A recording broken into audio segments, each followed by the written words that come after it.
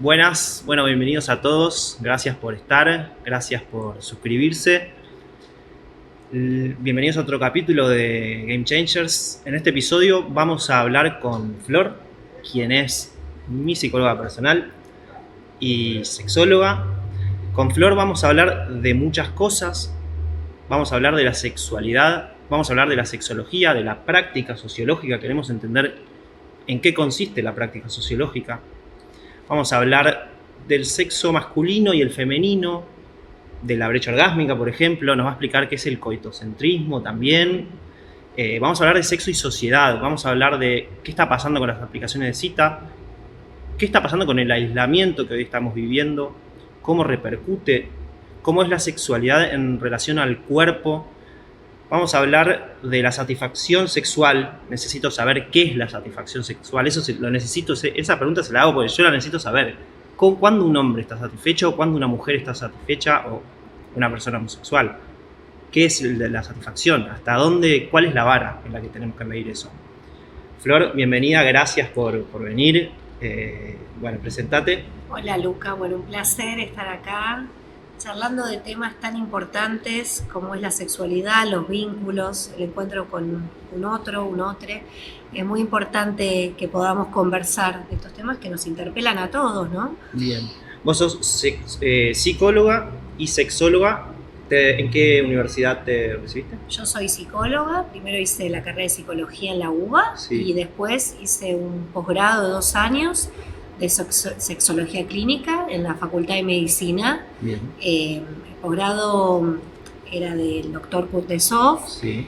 que, bueno, nuestro gran maestro, el que introdujo la sexología acá en la Argentina, y ahora está a cargo de la licenciada Lucía Báez Romano, que siempre estamos trabajando para la sexología, ¿no? Sí, para la educación. Para la educación sexual. Mirá. ¿Desde cuándo está la sexología en Argentina? ¿Sabes más o menos? Y más o menos yo te diría que ya hace más de 40 años, está 50 bien. años, sí, Perfecto, sí. Está bien. Yo dije, por ahí es mucho menos, digo, no, hace bastante, ya tiene su desarrollo. Que poco se conoce igual, ¿no? Todavía sigue habiendo mucha desinformación. Todavía, aunque estamos en el 2025, seguimos desinformados, hay falta de educación sexual. Sí, y vos me podés definir lo que es la sexualidad, tratando de que no sea una definición tan técnica, lo menos técnica posible, pero para entenderla, para que el común de la gente entienda qué es la sexualidad. Y aparte está bueno decir que una cosa es la sexología, que es la disciplina que estudia las disfunciones sexuales, problemas de la eyaculación, disfunciones eréctiles, problemas del orgasmo, problemas del deseo, vaginismos, hacemos terapias de pareja, problemas vinculares.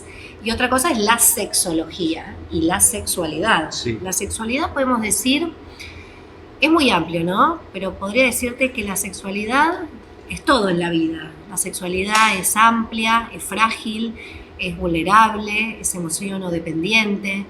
La sexualidad es fuente de intensos placeres, es fuente también de inhibiciones, es un poderoso ansiolítico, un potente antidepresivo. ¿Es genitalidad la sexualidad? Es seducción, es erotismo. Pero es genitalidad, si vos tenés pene de un sexo, si vos tenés vaginas del otro. Está muy buena esta pregunta porque la gente dice la sexualidad, genitalidad. Sí. Y la sexualidad no es la genitalidad. Es más, la genitalidad tendría que ser lo último. La sexualidad es todo, es el erotismo, es la seducción. ¿El vínculo? El vínculo también es la genitalidad, son caricias, son miradas, son besos, 2 copas de vino, unas miradas, un abrazo, una caricia, todo eso es sexualidad. Y la práctica sexológica, ¿podés contarnos más o menos cómo es que abordás a alguien desde este estudio y cuál es el público que va en general a la sexología? Edades y problemas que lo llevan a... Muy bien, desde la práctica, primero decirte que los médicos y los psicólogos hacemos un posgrado, generalmente dura 2 años, y ahí tenemos la especialización en sexología. Después, al paciente en sexología se le dice consultante. Y te quiero contar que estos consultantes tardan años a veces en llegar a una consulta sexológica por la vergüenza que sienten, la culpa. O sea, es muy difícil llegar a una consulta sexológica. ¿De a uno o de a dos?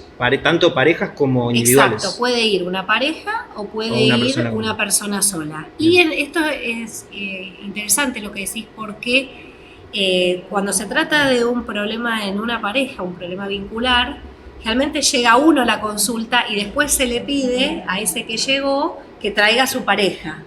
Porque a veces uno de los dos no se anima. Claro, claro.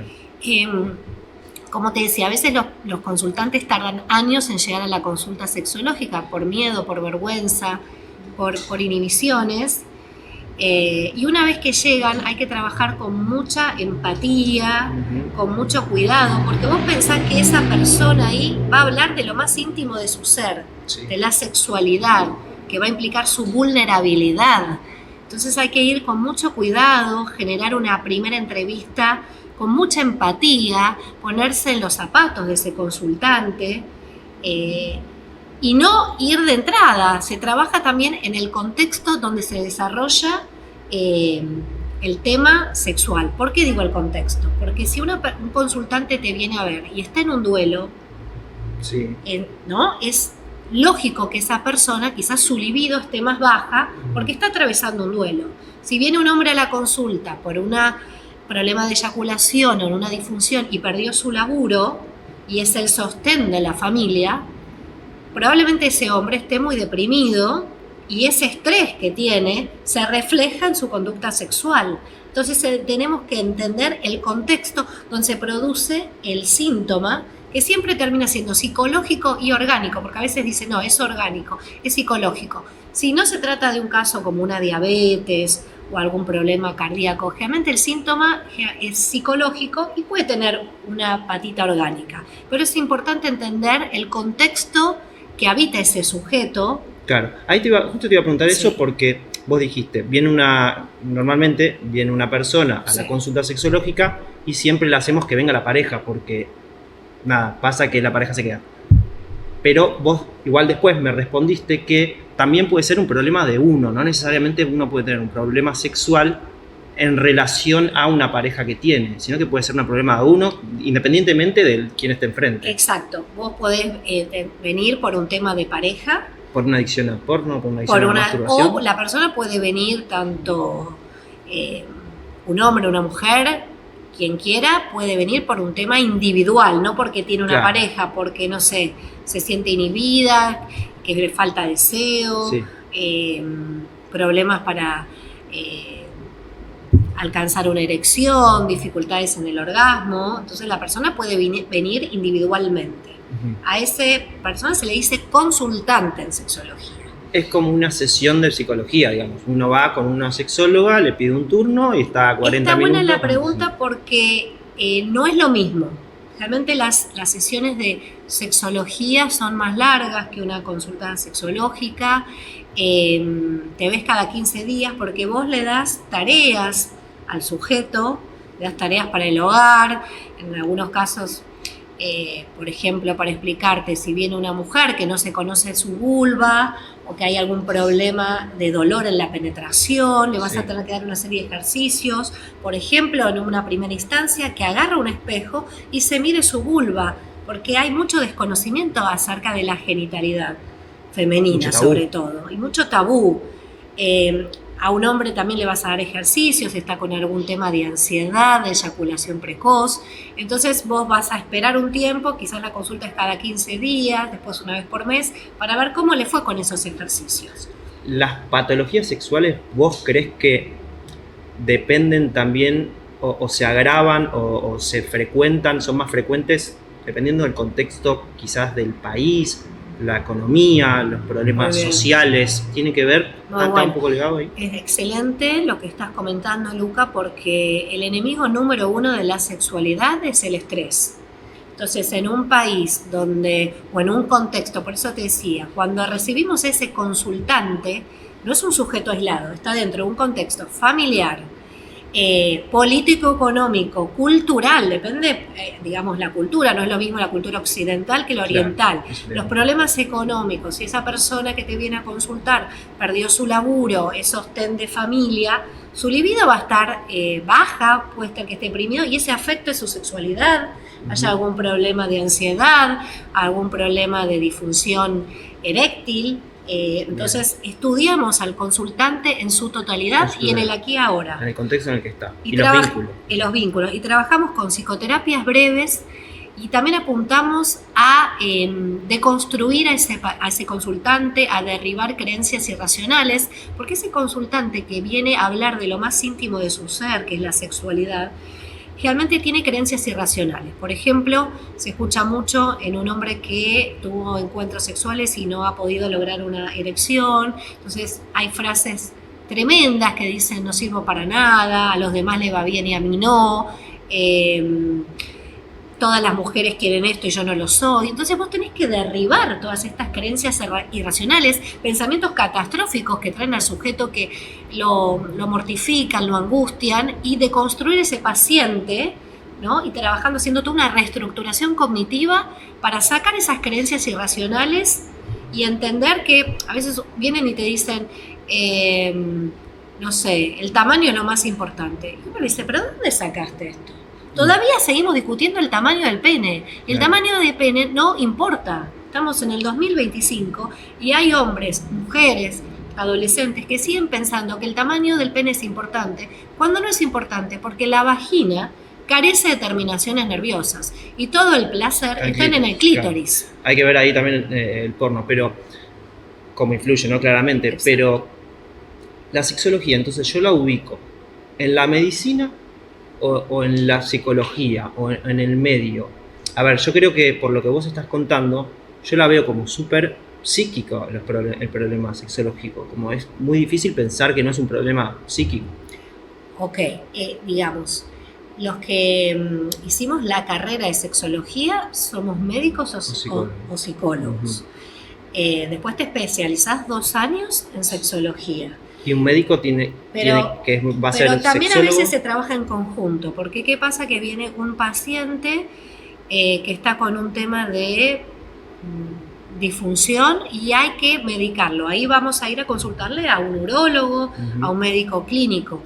A veces el síntoma, el paciente no tiene nada orgánico, entonces vamos a atacar el síntoma psicológico. Pero como decíamos, teniendo en cuenta el contexto de ese paciente. ¿Y un médico que es sexólogo tiene las herramientas del estudio psicológico para poder abordar un...? Bueno, está interesantísima tu pregunta, pues yo me acuerdo que cuando hacíamos el posgrado los médicos relataban que en la facultad de medicina no había tantas materias de psicología o en relación a cómo abordar un paciente, y la sexología los humanizó. La sexología te hace humano. Sí. Entendamos que la sexualidad es lo más íntimo de una persona, ¿no? La tenemos desde que nacemos hasta el final de nuestros días. Sí, ya que estamos hablando de lo que es la sexualidad, que no es solo genital, claramente ya lo hemos dicho, esto tiene que ver con el coitocentrismo. ¿Qué es ese concepto, coitocentrismo? Bueno, esto es fundamental explicar que, como dijimos, la sexualidad no es la genitalidad. La genitalidad es una parte. La sexualidad es amplia, ¿no? Como dijimos, es erotismo, es seducción, es caricias, es sexo oral, es genitalidad también. El coitocentrismo es el esquema clásico, que se ve mucho en el porno, de la erección, penetración, eyaculación. Sí.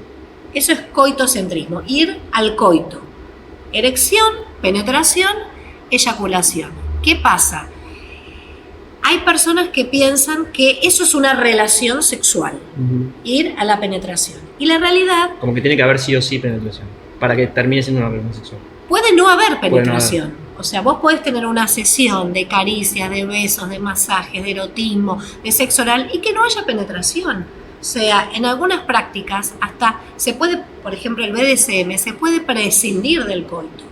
O sea, no quiere decir que no tenga que estar, quiero decir que el coito es como la última parte, porque previamente tiene que haber todo ese juego de caricias, miradas, seducción, erotismo, para después llegar a la genitalidad. ¿Y en Pero qué en el porno eso se ve como lo primario, ¿no? ¿Y de Como qué sirve ser consciente de que el coitocentrismo está mal, por así decirlo? ¿De qué sirve? Bueno, supongo, baja mandatos, ¿no? Baja mandatos, aliviana presión. un montón, pensá que aliviana un montón de tensiones, tanto para el hombre como para la mujer. Ya el hombre que va pensando que tiene que estar erecto, dispuesto a la orden del día, durar 20 minutos. Todo lo que pasa en el porno es irreal, es una ficción. Digamos, carece de espontaneidad. Es algo ficcional que, lejos de educar, deseduca. Y es muy complicado porque en realidad la gente, o sea, los adolescentes se forman con el porno. Y aparte es de muy fácil acceso. Vos cliqueás en tu celular y tenés acceso a un montón de páginas de pornografía. Entonces la pornografía es algo irreal, ficcional, que está todo guionado, donde todo es muy exagerado. Yo digo, es industrializar el sexo, ¿no? Es hacer el sexo como una industria. Exacto, y es una industria, yo te diría millonaria. La industria del porno es una industria billonaria que mueve millones, y como dijimos, es una industria para satisfacer, que mirar un poco no está mal, pero el tema es tomarlo como modelo. Hay adolescentes que toman ese modelo como único, claro, y después están ansiosos, deprimidos, angustiados. Sí, como las redes sociales, lo mismo. Nos plantean modelos de... Fíjate, Luca, que lo que se ve en el porno, penes enormes, todo erecto, una erección que dura... No hay un pelo en todo... No hay un pelo, todo depilado, no hay celulitis, no hay estrías. No hay colores. A mí lo que más me sorprende... Todo agrandado. Lo que más me sorprende es que no hay o sea, la piel es del mismo tono en todos lados. Todo es perfecto, o sea, es completamente irreal, porque aparte en el encuentro con el otro, vos no sabés qué va a pasar de antemano. Claro. ¿Los padecimientos sexuales más frecuentes a los que vos te enfrentás? ¿Cuál te atreverías a decir? Problemas de la eyaculación, disfunciones eréctiles, problemas del deseo, falta de orgasmo. Ok, veo que dividido, masculino y femenino. Problema de eyaculación, ¿no? Y falta de orgasmo quizás puede ser más femenino, supongo yo. Exacto, sí. Puede haber un hombre igual con falta de orgasmo, supongo, ¿no? Puede haber también, pero las consultas más frecuentes son temas de la eyaculación, que tienen que ver con la ansiedad, unas disfunciones y problemas del deseo, del orgasmo. Bien, perfecto. Vamos ahora a la parte, al bloque 2, lo fuimos organizando. Pero qué organizado es ese muchacho. Y aparte, dos, ¿cómo sabe? Sí, yo al lado tuyo igual sé. ¿Cómo sabe? ¿Cómo se informó? Bueno, igual. ¿Cómo estudia? Por supuesto, y cómo no me vas a saber siendo vos mi psicóloga, ¿no? Ahí tengo un plus. Qué bueno, qué importante que el entrevistador se interiorice, se forme, pregunte. Sí, y es para nuestra audiencia también, ¿no? Vos también lo mismo, yo te estoy preguntando de algo que vos intuís, porque tampoco hay datos oficiales, pero ¿qué intuís? ¿Cuántas personas tienen problemas, sean pequeños o grandes, sexuales? O sea, ¿es muy frecuente o es muy poca gente? ¿O le pasa a la mayoría? ¿Qué intuís? ¿Sabes que es muy frecuente? Mirá, yo te cuento. Yo primero me recibí de psicóloga. Y yo escuchaba en las consultas que ahí se llama paciente, ¿no? El de sexología es consultante. Ajá. Yo escuchaba que los pacientes venían, por ejemplo, por un ataque de pánico, ¿no? Sí. Entonces, o por una depresión, o por un duelo, o querían cambiar de laburo, o un tema vincular. Pero después, claro, uno pasaban las sesiones y aparecía el tema sexual. Siempre aparecía el tema sexual que nos define, ¿no? Tenía razón Freud y casi lo cuelga cuando empezó a hablar de la sexualidad. Siempre está la sexualidad presente en los humanos, ¿no? Entonces yo decía, necesito darle una vuelta de tuerca, y es por eso que me anoto en el posgrado de sexología, porque la Facultad de Psicología no tenía una materia que se llamase sexología. Y siempre está el tema sexual, de alguna u otra manera, o falta de libido, o alguna adicción, o alguna inhibición. Al igual del hombre o la mujer, más o menos los problemas son más o menos tanto de hombres como de mujeres, o son más problemáticos los hombres quizás, o más problemáticos. No podría decirte, igual, tal cual. Entonces, y ahora lo uno hablame de la brecha orgásmica. La brecha orgásmica yo creo que es un tema. Es un tema que está a la orden del día, es un término que lo desarrolló una psicóloga americana, que no sé si vos escuchaste hablar de la brecha salarial. Viste que en un momento en Hollywood las actrices se quejaban de que sus partenaires actores ganaban más que ellas. Acá también hubo una movida de mujeres y hombres ocupando el mismo cargo, que el hombre ganaba más. Bueno, así como está en la brecha salarial, sí, aunque no lo puedas creer, esto llegó a la cama, la brecha. La brecha orgásmica. ¿Qué implica la brecha orgásmica? Que es que en las relaciones sexuales entre un hombre y una mujer, en la mayoría de los casos, el hombre siempre llegaba al orgasmo y la mujer no. Había diferencias muy significativas. Por decirte que el 90% de los hombres en una relación heterosexual con una mujer llegaba al orgasmo y la mujer está en un 60%. Entonces, esta psicóloga americana empezó a cuestionarse por qué en un encuentro sexual los hombres siempre llegan al orgasmo y las mujeres no llegan al orgasmo o escasean. Y hay algunos factores que si querés te los comento. Supongo que de una sociedad, voy a dar mi opinión, de una sociedad muy masculina, supongo, bueno, la mujer siempre está tratando de satisfacer más al hombre. Eso es uno de los factores que la mujer siempre estuvo más como al servicio del hombre. Como que fuimos criadas en una sociedad machista y patriarcal donde hay que satisfacer al hombre y la mujer un poco suspendía su propio placer para favorecer a ese hombre y para dejarlo contento. Esto fue cambiando. También el tema de la masturbación. Hasta hace un tiempo era tabú la masturbación en las mujeres. Siempre se le permitió al hombre y de la mujer no se hablaba de la masturbación femenina. Es algo igual, voy a tratar de salvar a mi género. No lo voy a tratar, pero digo, es algo que no es que los hombres lo imponen de alguna forma, o sea, es algo que se da por la sociedad que tiene esos mandatos, ¿no? O sea, no es que siempre los hombres obligaban. Venimos de sociedades. Ya estaba establecido, digo. Es histórico, pensá que antes a las mujeres, no sé, en 1600, no sé, pienso en Juana de Arco, eran quemadas en la hoguera, condenadas, o sea, venimos de muchas represiones, la mujer no podía votar, o sea, venimos de sociedades patriarcales y machistas donde no se hablaba del placer femenino, no se hablaba del clítoris, no se hablaba de la masturbación femenina. Entonces, por ejemplo, hablando de la brecha orgásmica, ¿por qué las mujeres tienen menos orgasmos? Por ejemplo, hay mujeres que no entendían que está bien visto la masturbación, que la masturbación es una práctica de autoconocimiento, más que necesaria, es una actividad sexual, sana, normal, súper importante conocerse el cuerpo, los genitales, la vagina, la vulva, el clítoris, porque conocerte te empodera, te da autoestima. Tal vez es una pregunta difícil, a ver si la puedo responder. Es una pregunta difícil hablando del orgasmo femenino. ¿Por qué el orgasmo femenino tarda más que el masculino? ¿Es una cuestión biológica o es una cuestión mental? Ambas. Biológicamente, fisiológicamente, por ejemplo, el hombre, toda esta zona pélvica, el hombre necesita 30 centímetros cúbicos de sangre para generar toda la erección. La mujer necesita 90, es el triple. La mujer necesita entonces mucho más tiempo. El hombre, o sea, la excitación es el paso de sangre. Claro. Okay. Toda esta zona pélvica se tiene que llenar de sangre, tanto en el hombre como en la mujer. El hombre necesita 30 centímetros cúbicos de sangre. La mujer necesita el triple, 90. Entonces ya ahí tenés una diferencia sustancial. El hombre está desesperado por penetrar, desesperado.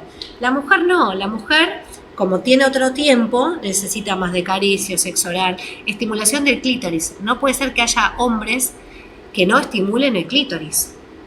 Entonces, si no hay estimulación del clítoris, no va a haber orgasmo, porque el orgasmo es con clítoris. El clítoris es el único órgano destinado al placer femenino, es su función, y todavía sigue habiendo desconocimiento de esto.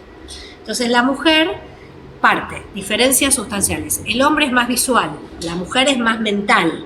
Entonces, la mujer necesita generar condiciones de erotismo, de calidez, de amabilidad. Si es, por ejemplo, por decirte, te voy a poner un ejemplo. Vos saliste con una chica. Sí. Míralo, no sé si alguna vez te pasó. Estás tomándote un vino. Estás con ella, pero pasó una mina y la miraste. Y la mina con la que estás se dio cuenta que estabas mirando a otra. Ya esa mujer llega a la cama conflictuada. Se escucha un montón esto. O ya, si te reís por algo. No, porque o digo, si es complicado. A ver, el hombre conversación- es más visual, es un poco casi hasta automático que Claro. pasa una mujer y la. O sea, si no estás diciendo, bueno, tenés que ir a una cita con un montón de controles, tipo no mirar a otra mujer, no te. Como que. No, pero.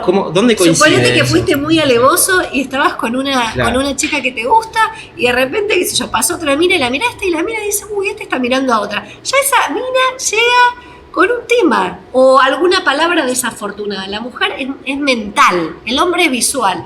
El hombre es como que, bueno, visualmente va, o sea, hay diferencias hormonales. El hombre no está regido por toda la cuestión hormonal que tiene una mujer. Si esa mujer estaba cerca de menstruar, va a estar de una manera, que si está en la ovulación va a estar de otra manera. Entonces, hay un montón de cuestiones que hay que entender para explicar que el hombre y la mujer son diferentes, psicológicamente y anatómicamente. Estoy pensando entonces que hay una natural pasividad y actividad. La mujer va a ser pasiva siempre, digo, va a necesitar que, digo, va a necesitar. ¿Qué me está diciendo? Digo, va a necesitar que un hombre la seduzca para justamente cumplir con esa excitación. Si el hombre, o sea, si la mujer es mucho más compleja al excitarse, La mujer es necesita más que el compleja, hombre eso es tenga verdad. todo mucho más, sea mucho más activo en relación a la seducción. Porque a la mujer entonces hace así y ya seduce. Digo, se muestra un poco y ya el hombre ya está caliente, ¿entendés? Digamos, el hombre al ser un ser como más visual, es más rápido. es más rápido. Y la mujer por necesita eso, más un trabajo de la otra parte. Exacto, por eso aparte está desesperado por penetrar. La mujer necesita otros condimentos, Un ¿no? laburo. Por eso, entonces hay una actividad y pasividad medio natural. Medio que Sí, es no el quiere hombre decir quien tiene que la mujer sea pasiva, porque también la mujer puede ser muy activa sexualmente y también activa en la conquista y en la seducción. Yo ¿Conquistan estoy de las mujeres? acuerdo, por ejemplo, hoy, me vienen las pacientes, ay, estoy esperando que me hable. Háblale vos, Claro. Yo estoy de acuerdo en que una mujer también puede encarar a un hombre. Hablemos de eso. ¿Conquistan las mujeres? Tienen que. ¿Hay Yo mujeres? quisiera que las mujeres vayan Un más poco al más. frente. A mí cuando vienen me dicen, estoy esperando que me llame. No, ¿por qué? Si bien hay una cuestión en relación, esto es más psicoanalítico, más freudiano, del deseo, que el deseo tiene que ver con la falta, ¿no? Siempre nos seduce aquel o aquella que no nos da bola, Sí, se nos hace el claro. difícil, la difícil. Pasada esa instancia de te miro, no te miro, de misterio, de atracción, está bueno que la mujer también pueda ser proactiva y tomar iniciativa. O sea, hay muchas veces que los hombres se quejan de la tengo que buscar siempre. La Claro, mujer de que- también tiene que buscar al hombre. Sí, de Tiene que no hay como ser una activa mínima. y tiene que poder decirle al hombre, che, quiero que me hagas esto, me seduce esto, háblame así, porque la sexualidad es comunicación. Y además, si pienso, ¿no? Si vos como mujer no tenés ni un mínimo de proactividad para con el hombre, lógicamente el hombre te va a cosificar, por así decirlo, ¿no? Te trae, te lleva, te va, te paga, te coge, te dice todo, vos no le decís nada. Digo, queda esa relación como de sujeto-objeto, como que. La mujer tiene que ser proactiva y la sexualidad es comunicación. Entonces, ¿qué quiero decir con esto? Que uno tiene que comunicar lo que desea, pedir, escuchar al otro, también poder pedirle, porque tenemos que vivir una sexualidad más sentida y no pensada. Sí, ¿no? y ahí va otra pregunta que es un poco difícil también, creo yo. El desarrollo de la sexualidad, o sea, la aparición de la sexualidad. Primero, son dos preguntas. Una, ¿empieza desde cero o empieza a cierta edad? Y ¿se da por igual en el hombre y la mujer? O sea, ¿tienen los mismos tiempos o hay alguien que se desarrolla antes? La sexualidad está desde el nacimiento Sí. hasta el final de tus días. O sea, un bebé ya puede erotizarse. Exacto. Porque todas esas, aunque uno diga, uy, ¿cómo? Todas esas caricias que recibe el bebé, que lo constituyen como sujeto, la mirada, la mirada, ¿no? O esos primeros cuidados Sí. de la mamá sosteniendo ese bebé, son fundadores del aparato psíquico. O sea, la sexualidad es fundadora del aparato psíquico, básicamente. La sexualidad Pongámoslo así. está desde que naces hasta el final de tus días. Esto está bueno decirlo porque hay gente que todavía hoy piensa que no hay sexualidad en la vejez. Eso es mentira. Hay gente que piensa que después de los 50, en mujeres, por ejemplo, se terminó todo. Eso es mentira. O sea, se han hecho estudios, análisis de que hay mujeres que tienen más orgasmos después de los 50 que antes, porque se conocen más, porque se sienten más liberadas, porque no está la presión de la maternidad, de que si te tenés que cuidar. Entonces, la sexualidad está desde que nacés hasta que al final de tus días. Bueno, depende mucho igual también del cuerpo, o sea, la sexualidad exige un cuerpo, por así decirlo, digamos, más juvenil. Eso, es más difícil, digo, eso si es lo que tenés 70, plantean 80, las redes sociales, que lejos de informar y educar, sí, desinforman.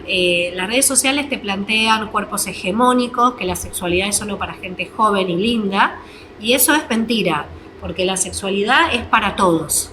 ¿Sí? Después es subjetiva, cada uno la vivirá como quiere y como puede, pero la sexualidad no es solo para gente joven, la sexualidad está presente siempre en nuestra vida. Por supuesto, a ver, no va a ser lo mismo la sexualidad de un hombre de 70 que la sexualidad de un hombre de 20. ¿Por qué? Porque, por ejemplo, en el hombre está el periodo refractario. No sé si escuchaste hablar de eso. No.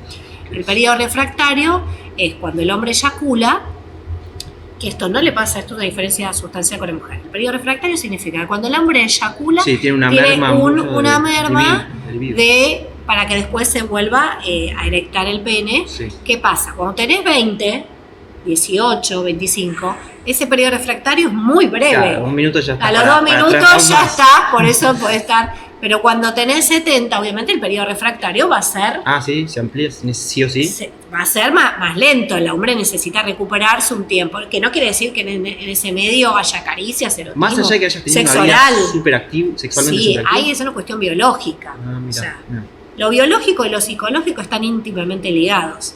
Entonces, por ejemplo, en la mujer, vos que me preguntabas la diferencia entre hombre y mujer, una de las diferencias, en la mujer no hay periodo refractario. La mujer puede tener multiplicidad de orgasmos. No es que necesita... Su límite en la mujer va a ser el agotamiento. El agotamiento físico. El límite en la mujer es el agotamiento. No hay periodo refractario en la mujer. O sea, una mujer que está en buen estado hay una mujer que está en buen estado, multiorgásmica. Puede haber un orgasmo también. Hay una presión del orgasmo. Sí. O sea, la mujer se la presiona mucho con el orgasmo. Ahora hay una nueva presión que se impuso a las mujeres. Tiene que tenerlo, sí o sí. La presión es que tiene que tenerlo, y hay una nueva presión que se le impuso a la mujer, que es squirtear. ¿Lo escuchaste? Sí, en el porno está mucho ese término. ¿Sabes eso? Y es sí, es la exteriorización exagerada y bizarra de un orgasmo. Bizarra como la muestra el porno en realidad, perdón. Parece bizarro, claro. Ahora a la mujer se le generó una nueva presión, el squirt.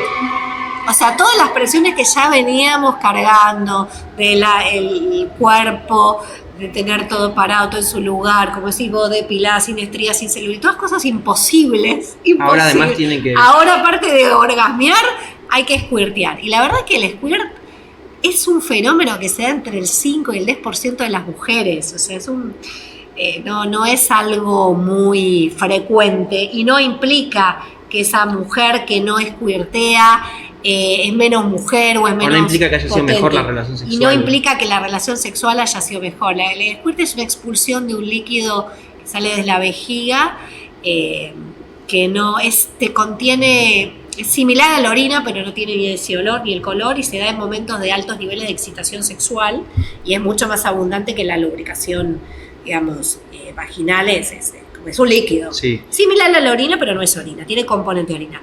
Y es una presión más para la mujer. Sí, me imagino, sí. Y en cuanto a la masturbación, ¿crees que habría que evitarla? ¿Crees que es necesaria? ¿Crees que cada uno tiene que experimentar si la necesita o no? La masturbación es fundamental para los... Full. Sí, la masturbación es fundamental para los sujetos porque es una práctica de autoconocimiento, más que necesaria, es una actividad completamente sana, sexual, normal.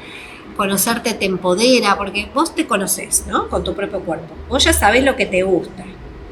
Experimentás tu autoplacer. Y después en un encuentro con un otro, y vas a poder pedirle y comunicarle, vas a tener mejores orgasmos, coitos más placenteros. Y aparte otra cosa interesante para contarte, que la masturbación también puede ser en pareja. Vos podés estar con tu pareja y tener elementos sexuales. Ya no se dice más consolador, pasamos a decir consolador, que era una palabra bastante horrible. porque algo que te consuela, a decir juguetes sexuales, elementos sexuales. Vos podés estar con tu pareja y usar elementos sexuales y masturbar a tu pareja con algún elemento sexual y puede ser altamente erótico. Pero el exceso de masturbación no puede ser perjudicial en el sentido de que después me puede costar llegar al orgasmo o porque me mal acostumbré o al revés. O tener y los hombres se recomiendan que se masturben con preservativo. ¿Por qué? Sí, porque estamos en una sociedad que te quiero contar que aumentaron los casos de sífilis, de gonorrea, de HIV. Entonces hay muchos casos de que hombres que dicen que cuando van a tener una relación sexual no pueden usar preservativo porque se les baja. Entonces está bueno que el hombre se pueda masturbar con preservativo, que se acostumbre a esa práctica. Vos me decías de la masturbación, si la persona que, por ejemplo, se la pasa masturbando, sí, bueno, acá siempre tenemos que hablar de cuando algo pasa a ser adictivo. Si vos te estás masturbando todo el día y no salís a ningún lado, o en vez de salir con una persona, vincularte con alguien que te invita a salir, te quedas en tu casa y te masturbás, ahí está habiendo un problema. La masturbación no quiere decir que eso reemplace al encuentro con un otro. Es una práctica de lo más saludable de autoconocimiento, pero no va a reemplazar, te va a generar mucho placer, pero ojo con la adicción a la masturbación, que puede tener que ver con la adicción a la pornografía. Eso te iba a decir, tengo una pregunta porque noto algo como, no sé si decir contradictorio, pero dijimos que el porno claramente no es bueno, que la masturbación es buena.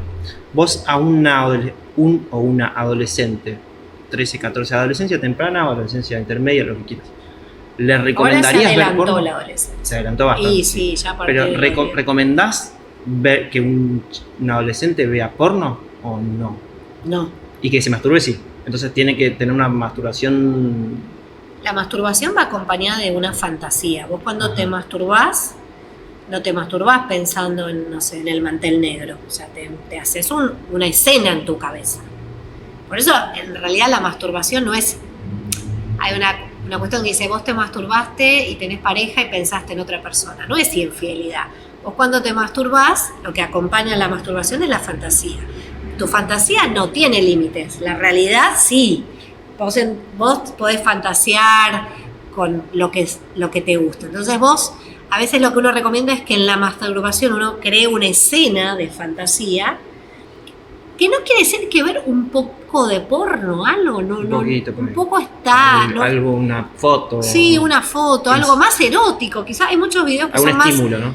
Hay muchos videos que yo estuve, estudiando, que son mucho más eróticos, que están buenísimos, más que pornográficos. Entonces, sí, eso está buenísimo. El problema es qué pasa si la persona vive a porno y a masturbación y no sale a ningún lado. Ya ahí hay una fobia, hay una adicción, o sea, una fobia a salir a la afuera y una adicción a la masturbación y a pornografía. O sea, todo tiene que ser, digamos, con cuidado. Todo lo que es en exceso, y bueno, va a ser negativo. El porno ya quedó cerradísimo, es muy malo para la sexualidad, ¿no? Las redes sociales... No. A ver, es muy malo si es desmedido, si es excesivo. Un poquito de porno para estimular algo, no está bien. Mal. El tema es si es tu único modelo de sexo, de referente sexual. Bien. No tomarlo como modelo, tomarlo como, entiendo que es algo irreal, ficcional, y bueno, puedo ver algo como para... Claro.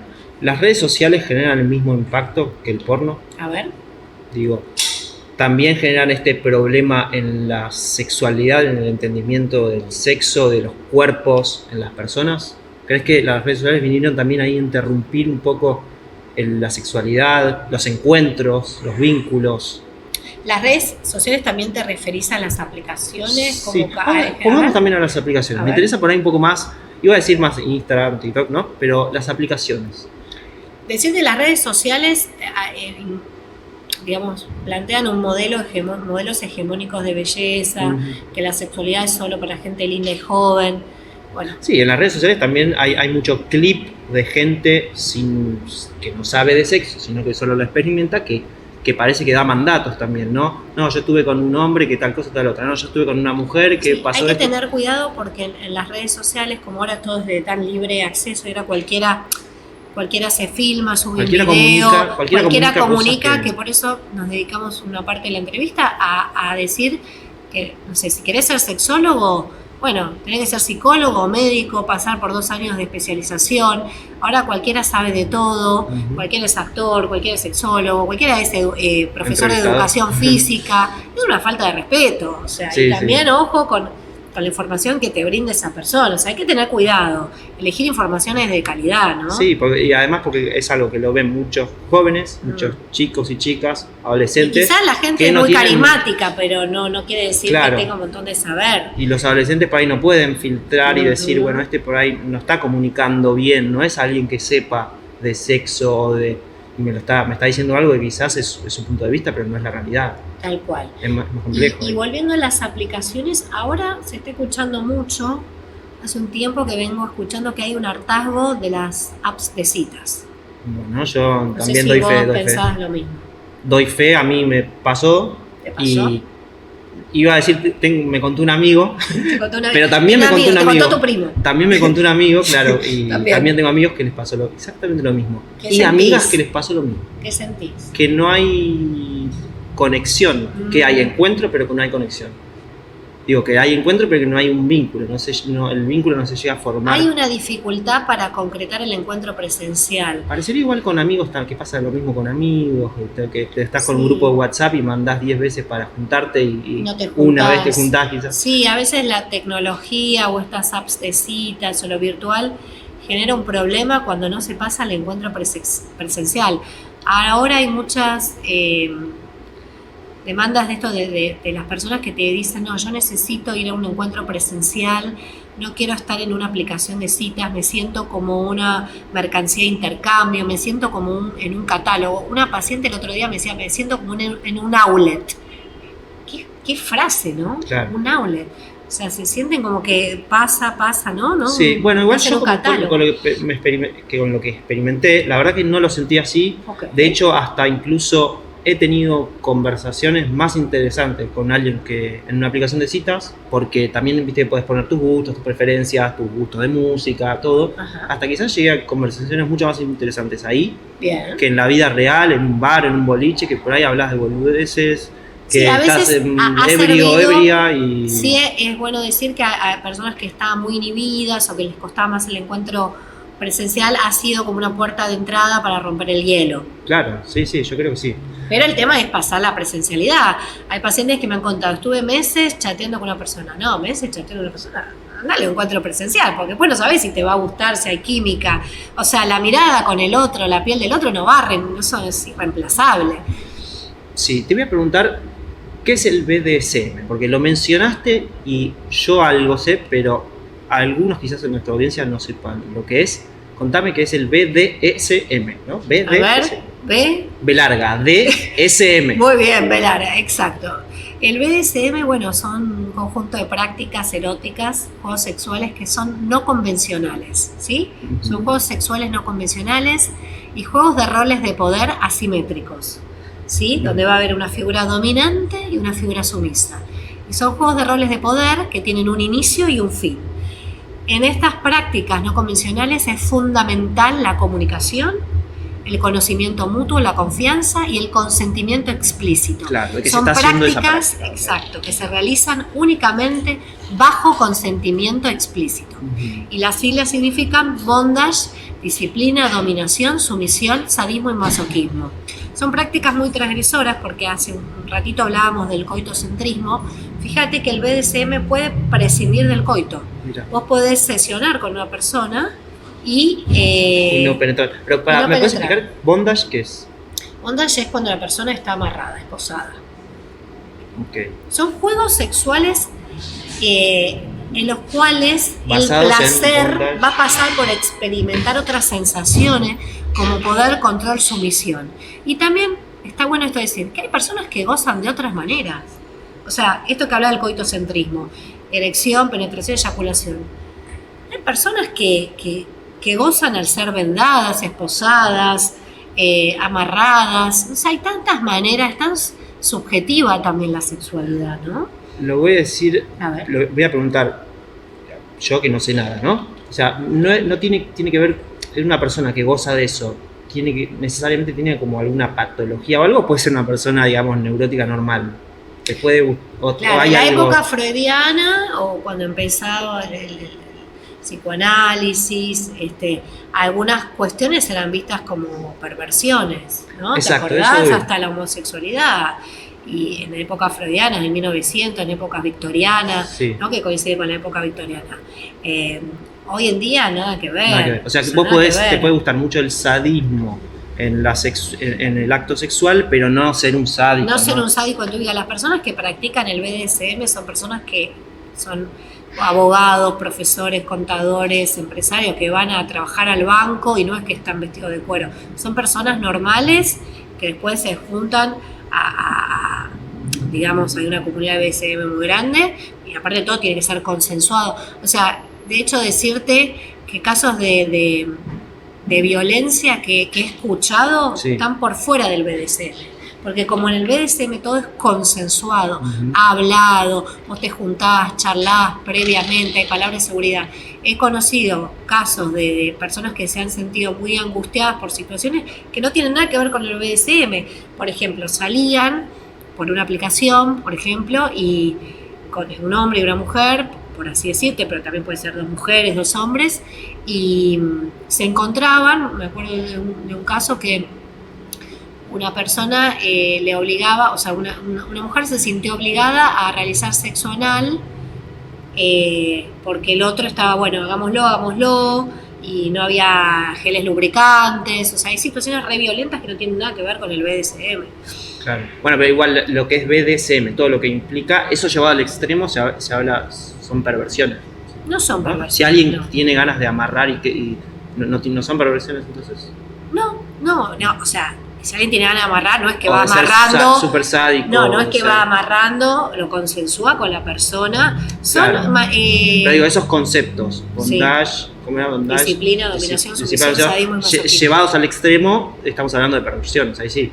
No estamos hablando de perversiones, ¿no? Son ¿Pero juegos. Porque si vos entendés que es un juego, no es que vos es un juego que tiene un inicio y un fin. En ese juego hay reglas, hay consentimiento, hay acuerdos, hay comunicación, hay confianza. Y si ambas partes están de acuerdo, no.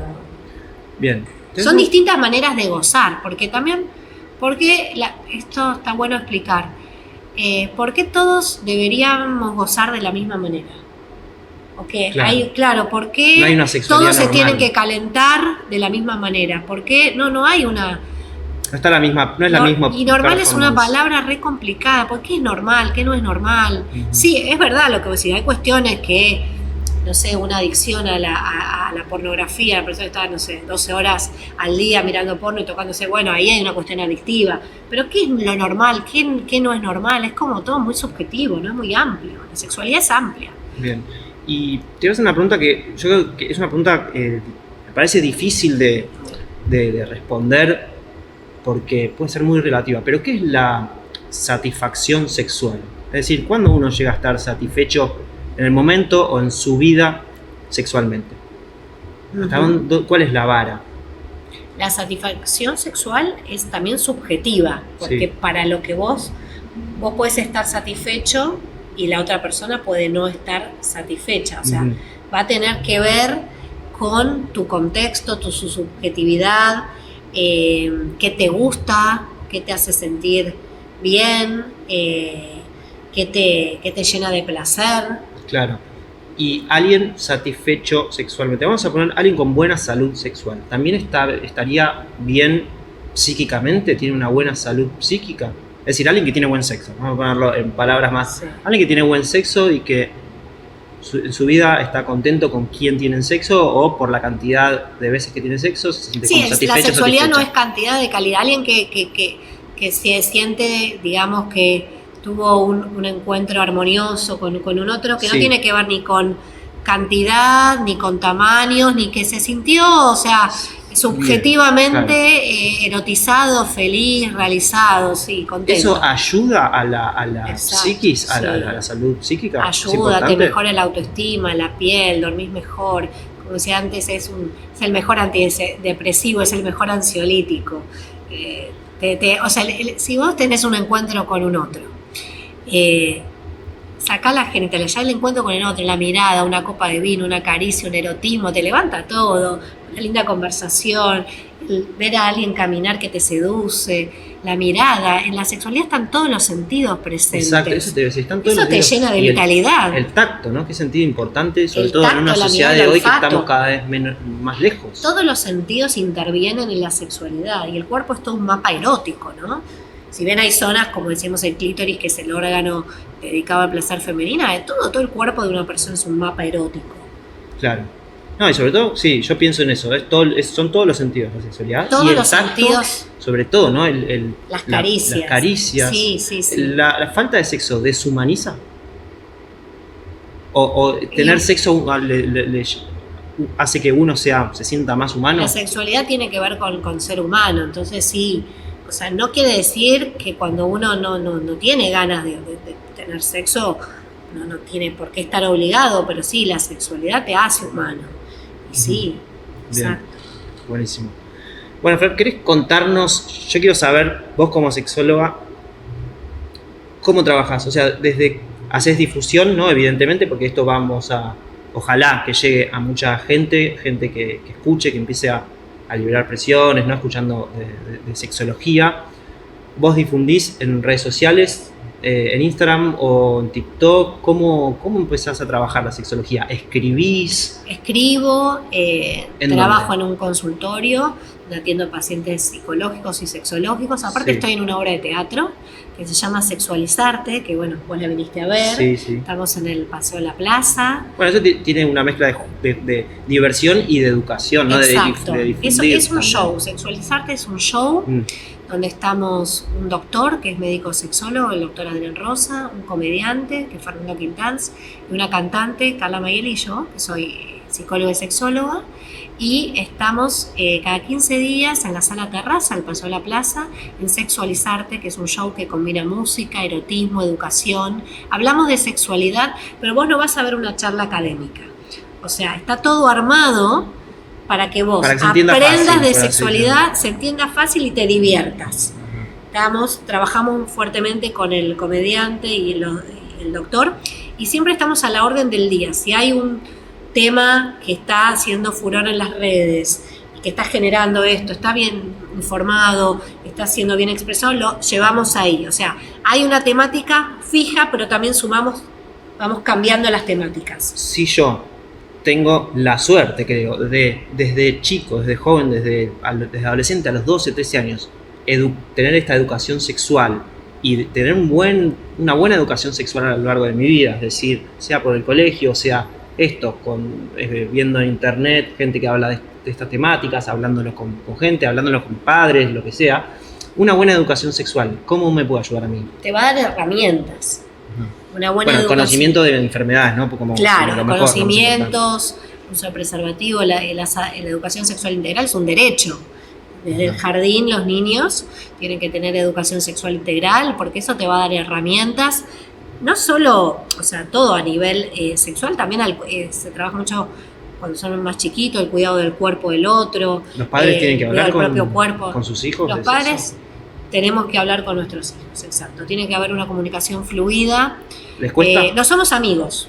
¿Les No, cuesta? Claro, no somos amigos. Desde otra posición. Desde otra posición. Vos no sos podés tener un excelente vínculo, pero no sos un amigo. Pero sí tenés que poder hablar con tus hijos de sexualidad, de vínculos, de cuidados. ¿Cuesta esa charla? Cuesta esa charla, cuesta porque está ahí el límite de que tipo no soy tu amiga. Pero cuesta, es una charla, pero es necesaria. En otras épocas de los abuelos no se hablaba de nada, todo era tabú. Se hablaba muy poco. No se hablaba nada. Vos pensás en tu abuela, en tu abuelo, que Sin embargo, hoy dicen que hay menos sexo. ¿Eso qué crees que es verdad? hay menos sexo porque en realidad hay una hipersexualización en las redes sociales, que el mandato es anda a coger. Y la verdad que la gente no está teniendo tanto sexo, porque Bueno, si ve más porno, por lo tanto hay menos las sexo. personas ¿no? llegan al encuentro sexual con una carga. pienso en un hombre que ve en las redes sociales la presión, que tiene que durar 20 minutos, se le tiene que parar al toque. Las personas llegan a ese encuentro sexual con una exigencia, con una carga, y la sexualidad no va acompañada de exigencias. No va. La sexualidad tiene que haber una relajación, un tiempo, una comunicación. Entonces las redes sociales a veces te presionan y vas con una carga muy grande al encuentro sexual. Claro, a eso iba cuando te preguntaba de las redes sociales. Cierta presión uno siente, ¿no? Como que de repente sale alguien hablando de conceptos, hasta establecen conceptos o por ejemplo, de, no sé, red flag, green flag, que esto está mal, que esto está bien. Que son conceptos que en realidad por ahí para vos algo es una red flag, pero no quiere decir que sea para todo el mundo. Pero si alguien te ve y se identifica con vos porque le gusta cómo hablas y vos le decís que es una red flag X motivo, se la vas a generar, se la creás. ¿Vos sentís presión en las redes? Sí, por eso trato de consumir lo menos posible. TikTok no consumo. Es que todo es justa medida también, no se trata de ay, no consumo, no. Es como... Yo siento presión, siento que tengo las herramientas, porque ya tengo 34 años, ¿no? Tengo las herramientas para entenderlas, pero para entender quizás que algo que se está diciendo no le concierne a todo el mundo, por eso sea solo esa persona, pero me cuesta, la verdad, o sea, trato de entender cómo un chico de 12, 13 años que no tiene tanta capacidad de discernimiento, cómo se ataja frente a ese bombardeo de redes. La verdad que me cuesta pensarlo. Yo me acuerdo cuando yo era adolescente que te comías cualquiera, digamos, cualquier cosa que te decían y obviamente te la crees, por así decirlo. No tenés tanta inteligencia, tanta capacidad. Y me cuesta pensar cómo hacen los chicos. Quizás en realidad es al revés, son más inteligentes de lo que nosotros creemos, o sea, son mucho más abiertos, no lo sé, yo no estoy tan... Sí, las nuevas generaciones, está bueno esto que decís, están más abiertas. Porque como se habla más, están como más abiertas a nuevos conceptos, a nuevas realidades. Bueno, si un chico de 10 años tiene un smartphone ya puede buscar porno, ¿no? Sí. O sea, por eso los padres tenemos que estar muy atentos a cuidar el contenido de los celulares. ¿Por qué? No puede ¿A partir de qué edad un chico puede empezar a conocer del mundo del sexo? Esta es una pregunta, se quedó para lo último, pero... Yo creo que los niños que asisten al jardín tienen derecho a contar con educación sexual integral, es un derecho. Yo creo que está bueno, ¿no? Que ya sepan más. Que ya empiecen, obviamente, en cada edad la educación sexual integral va a ser adaptada, no es lo mismo hablarle a un adolescente de 16 años que ya entiende el uso de preservativo, enfermedad de transmisión sexual, que a un niño... No le vas a hablar de eyaculación a un chico de 3. Exacto, un niño de 3 años que es más lúdico, del cuidado del cuerpo, que nadie te toque. Es súper, bueno, lo dejamos para próximas entrevistas, pero decirte que gracias a la educación sexual integral se han detectado casos de abuso. Por eso, a eso iba. Eso está bueno que los chicos sepan. A mí es algo que me conmueve mucho porque, digamos, muy fuerte. Muy fuerte. Bueno, esperemos que esta charla, bueno, les haya llegado al público. Nada, yo en Game Changers, en el episodio siempre, Game Changers es los que cambian el juego, entonces siempre la idea es llamar gente. ¿Cómo es el concepto? Game Changers es una expresión más en inglés que los que cambian el juego, ¿no? Y es esa gente que por ahí va no en contra de hasta donde está yendo la humanidad, que todos sabemos que está yendo por ahí un camino que no está muy bueno, lo vemos en todos lados, sino esa gente que por ahí quiere buscar algo más, se quiere desafiar o a sí mismo o a la sociedad. Entonces, por eso para mí vos sos una persona que va en búsqueda de educar de la sexualidad, que es de lo que más nos importa a todos, nos atraviesa a todos. Entonces tiene ese compromiso con tus pacientes o tus consultantes y con la sociedad. Así que nada, me encanta que hayas venido, la verdad te lo agradezco un montón. Es un placer, aparte se generó un espacio de mucha calidez, tratamos temas fundamentales que a todos nos interpelan. E importantes para la salud psíquica y física. La salud mental y física. Sí. Y bueno, me pueden seguir en Flor-Psicología. Flor-Psicología. Flor-Psicología. En Instagram. Claro, mandar algún mensajito si tienen alguna consulta. Puede consultar un chico Un adolescente también. Por supuesto. De hecho, hasta mejor, ¿no? Porque ya que Mejor. un adolescente ya se empieza a avispar, después, a los 20 años, ¿sabes qué? La tiene clarísima. Y la persona cuando tiene herramientas. Claro, imagínate.